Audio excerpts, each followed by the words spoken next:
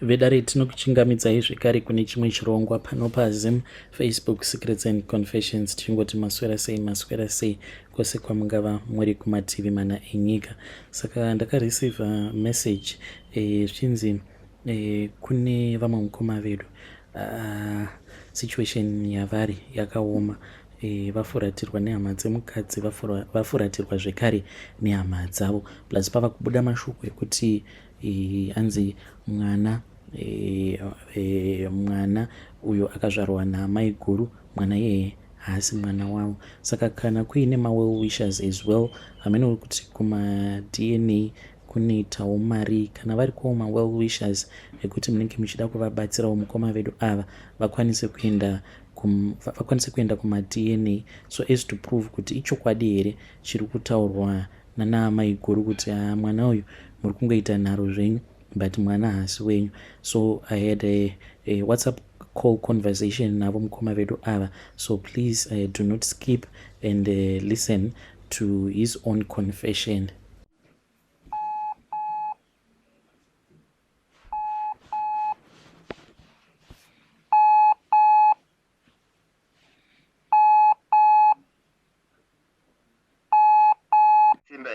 Hello, makasimba here? Aiwa, tinofara. Muri kutaura namukomanashi, vanonzi mukomanashi. Alright. Zvakanaka. Inonditwawo Mofat Sugar. Alright. Ndanzwa kuti hanzi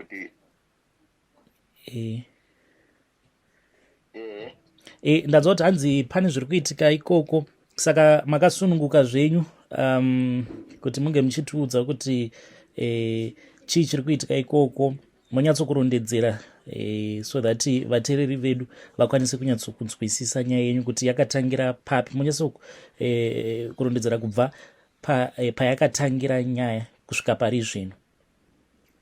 Alright. Nyaya zvayakaita yakatangira panyaya yekuti mudzimai wangu paanga akazvitakura ndandichigara naye ndiri ndega hangu, kuna namai wake wakamuchengeta kumusara pawana, saka anga kuzvishandirawo, saka inini ndo pandakawana nawo naye. Saka nguva yanga yakuda unosununguka akabva enda kuparire Nyatwa hospital, saka enda ikoko akazosununguka musi wa12.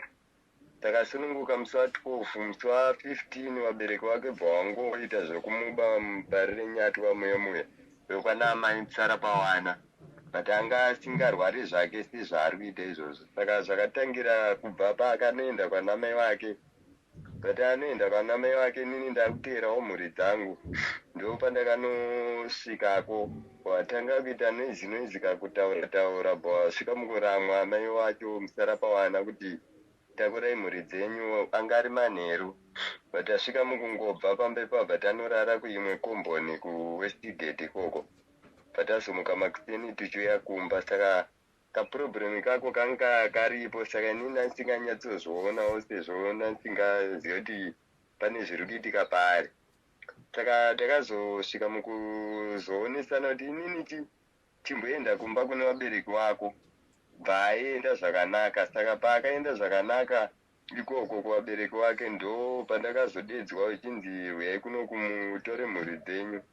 Pandanovatora, pandakanovatora vane jira reredhi riri muhuro nekatambo kari muchiuno. Saka inini semunhu onda ndichidawo munhu mudzimai, ndikudawo mudzimai wangu, pandangoshingira kuti ndigare naye. Saka ndaona kuti ndikugara naye kudaro haasi kurara, haana kana nguva yekuti ari kubika kana kuwacha kana kufunga kugeza mwana, haana zvimwe zvaari kukwanisa kuita. Saka ndakanoudzawo hama dzangu bva dzatanga kutaura mashoko ekuti sezvo iye semunhu anga achirasika pfungwa ane mashoko yakataura nehama dzangu achiti mwana haasi wangu but mwana ndewangu. Saka ininiwo seipapa panhasi ndandanoudzawo mukoma kuti ndo zviri kuitika, inini handichakwanise kugara zvakanaka, ndati rege ndikuudzewo kuti mudzimai ndandakamuendesa ndapiwa mari nanasekuru kuti amboende ozodzoka araiti. Saka akazongodzokawo inini ndichitopisawo zvidhina zvangu zvokuti ndikwanise kurarama.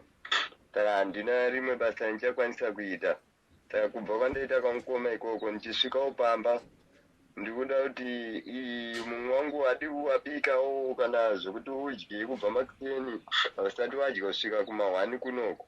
Nguva iyoyo ari kungoita chiramwa bva atongotora hembe dzake bva atanga kutoenda. Ndatozotomubata parodhi mai manjewo zvemasikati anayo. Ndo paizvezvi ndazongoingwawo nemukoma wangu wandoshanda nawo kuti ndimbotaurewo nemi sezvo ipapa tavasiya pamba ndatongowanyebera kuti ndakuenda unotengesa zvidhina kuti vasaramba achingobuda buda. Alright, saka pari zvino maiguru mavasiya kumba? Izvezvi tambovasiya pamba.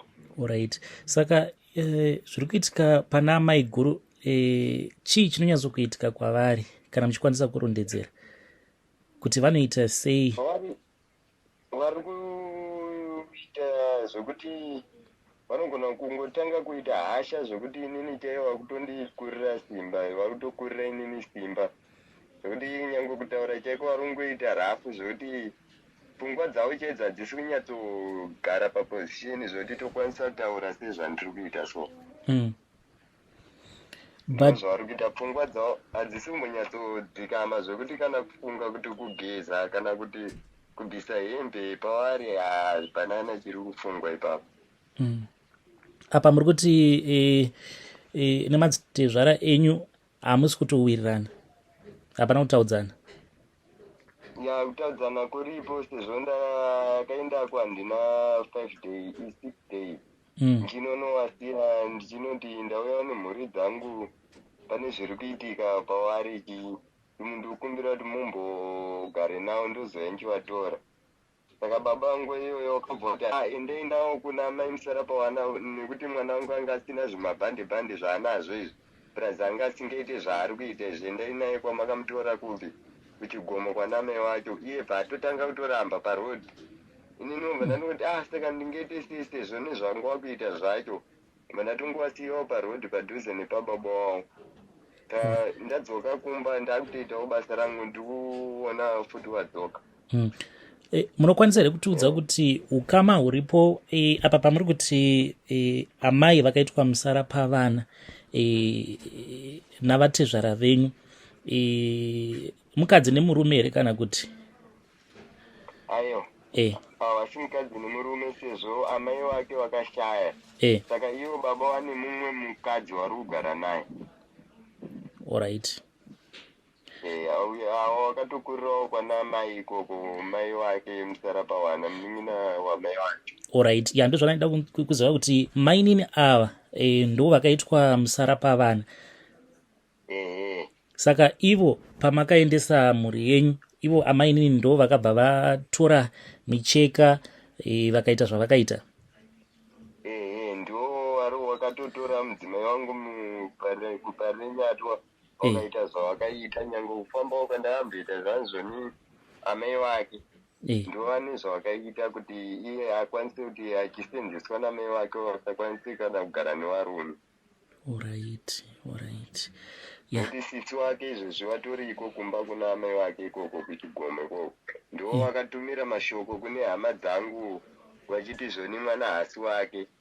Saka ininiwo ndakatoshayiwa kuti sisi wacho vanosvika mukudaro iwo asiri ndiwo munhu akarara naye, ndavasi kutomboziva kuti akawanana neni sei.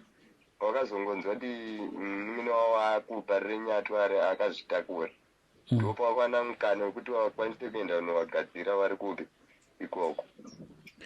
Alright, aiwa tiri kuzvinzwa mukoma. Saka mati makambofamba, saka mukufamba umu mati zviri kunzi chii mukufamba kwamakamboita? Kufamba kwatiri kuita zviri kunzvoni ari kunzi zvoni ngaadzokere kuna mai vake asagare pamurume, ndo mataurwa zviri kuita. Alright. Pakaitwa mhiko dzekuti vanofanira kudzokera kumba, havafaniri kugara nemurume? Ndo mhiko dzavakaiswa ipapo. Alright, aiwa ndiri kuzvinzwa. Alright, saka mukoma, mamuchida kuti mhuri yeZimbabwe ikubatsirei nei uye sei? Inini parubatsiro rwangu ndachida kuti ndibatsirwewo kuti ndikwanise kuti ndiende nawo kune hama dzavo tigare pasi kuti mudzimai wangu waitewo zvakanaka, sezvo ndakushaya kuti ndoita sei semunhu ndikudawo mhuri dzangu kuti ndidzisiye nezvavari kuita zvacho handisi kukwanisa. Kana nditongokumbira kuti ndaenda wanawo vanhu vanondibatsira kuti ndikwanise tonogara nehama dzavo, totaura tese tiri pamwe, tofamba tiri pamwe nehama dzavo, kuti mudzimai wangu aitewo zvakanaka, kuti ndive ndiri munhu ndogarawo nemhuri. Zviri kunzwika mukoma. Tibatane nehama dzacho, sezvo handina kana kinje kuti ndokwanisa kufambisa, handina pandoshandawo, ndotongoitawo zvezvidhina izvozvi. Okay, aiwa, zvakanaka mukoma. Apa mati muri nechekupi kuitira kune vanenge vachida kukubatsirai? Apa ndiri kudomboshawa, kunonzi kwaNyamande, nguva kuenda kunonzi bhuku rikonzi kwaChibande. Alright. Aiwa, kwaChibande. Alright. Muri yeZimbabwe tina mukoma vedu panapa, ndo zvavari kusangana nazvo izvo. Saka kune vanenge vachida kuvabatsira munokwanisa kuuya kuinbox kwangu, uye zvekare ndichavakumbira kuti vatipe mafoni numbers avo kana muchida kutaura navo direct. Mune WhatsApp here?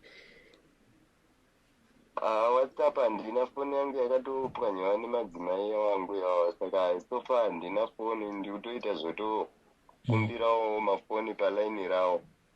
Alright, but mune sim card, laini rawo, but mune nhamba dzamunokwanisa kuti dzekuti munokwanisa kutipa here kuitira kune avo vanenge vakateerera kana vachida kuzokubatsirai? Alright, apa pane ndatoshandisa kana nhamba idzo dzandatofona nadzo, sezvo ndovari padyo neni, inini sofa handina kana foni. Alright, ndongone laini chete. Alright, saka munokwanisa kuzondipa nhamba idzodzo, then ndozopa kune avo vanenge vachida kukubatsirai. Alright, zvakanaka mukoma, tichange tichizongotaura. Alright, aiwa, tinotenda. Vedare ndo WhatsApp call conversation yandakaita namukoma vedu. Saka kune vose avo vanenge vachida kuvabatsira, please uyai kuinbox kwangu tione kuti vanokwanisa kubatsirikana here mukoma vedu ava, because ivo vari kuti ndikuda kufamba nemukadzi wangu, but hama dzangu dzasvika pakundiramwa, uye zvekare hama dzemukadzi dzandiramwa zvekare. Saka kune avo vanenge vachikwanisa kuvabatsira, please uyai kuinbox kwangu toona kuti vanokwanisa kubatsirikana here. Zvakangoma hazvo vedu we. Vanzi mudzimai wangu akaitirwa mhiko dzekuti afanire kuti ange achizogara mumarriage, ange achizogara pamurume, anofanira kungoramba achingoti she gets married then she moved to the next one.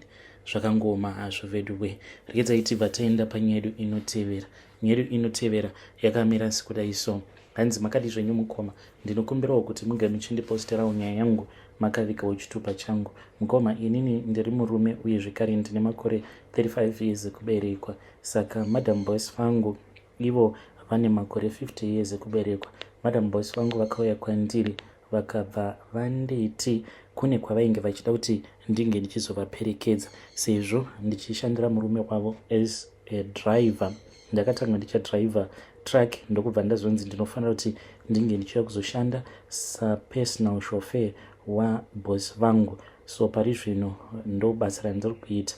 Saka pose apa nemhuri yangu tainge tigere kuSouth Africa. Saka boss vangu vakabva vati ndinge ndichibvako kuSouth ndichiuya kunoko, because vane makambani zvekare kuSouth Africa. Saka pari zvino tiri kugara munomu muHarare, but kwedu kumasvingo. Nyaya iripo mukoma ndeyekuti madam boss vangu ipapo patakazoenda out ndopavakabva vazondihaga ndokubva vandikisa. Mukoma, pazvakaitika ndakashaya kuti ndoriekta sei, because vakangonditi paka apa, ndokubva ndapaka paya, vakabva vabuda ndokubva vaenda mushopu. Pavakadzoka mukoma, ndakaona kuti pane zvavainge vachiisa muhandbag mavo, ndokubva vazogara paya.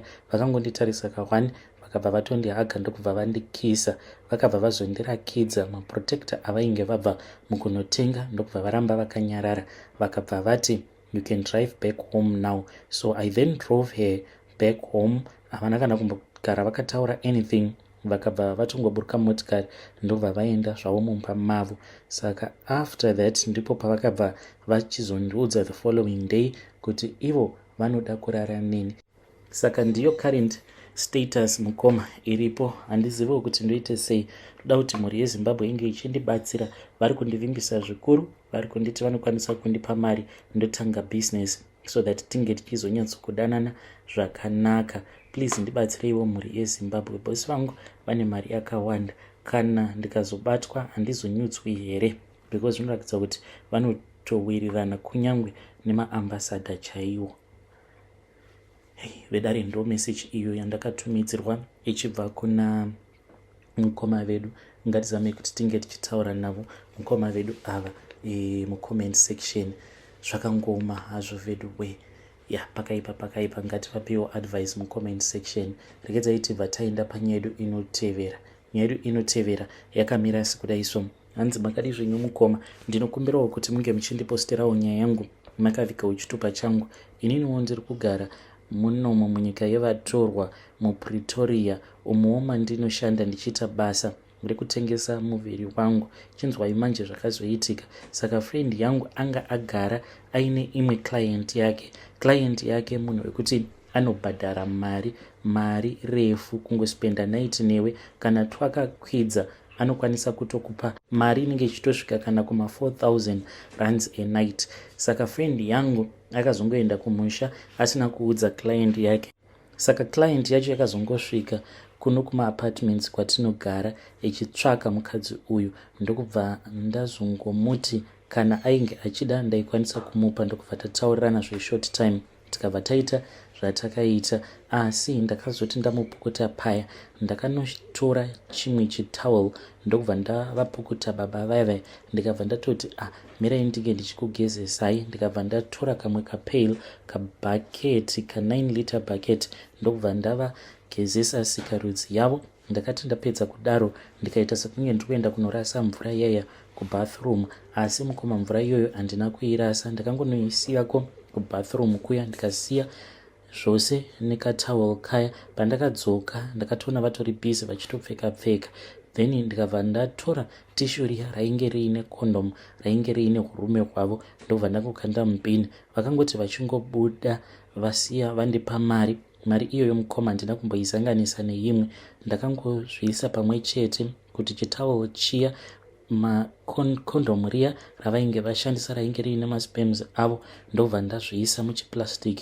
Ndikabva ndazoenda kune vamwe madzimai vanogara vachitibatsira. Ndakabva ndazovaudza kuti iyi yainge iri client yefriend yangu yandainge ndichida kuti tinge ndichizomutorera. Mukomana chi ndakabva ndagadzirirwa minamato iyo yandakanzi ndiyo yandinofanira kuti ndirambe ndichizovashandisira baba ava. Mukomana chi kutaura kudai, baba ava vava kutongogara vachiuya each and every day. Vanoti kana vachibva kubasa vanobva vatouya kumba kwangu, tobva tatoita short time. Ndava kupiwa mari yakawanda navo baba ava. Apa ndava kuda kuitira friend yangu munamato kuti kana akangofunga kuda kuuya kuno kuJoni ange achingonzwa nungo, uye zvekare ange achizosangana neaccident, tsaona chaiyo munzira, ange achizofirapo pasport, because ndiri kutoda client yake zvamanje zvekutodaro.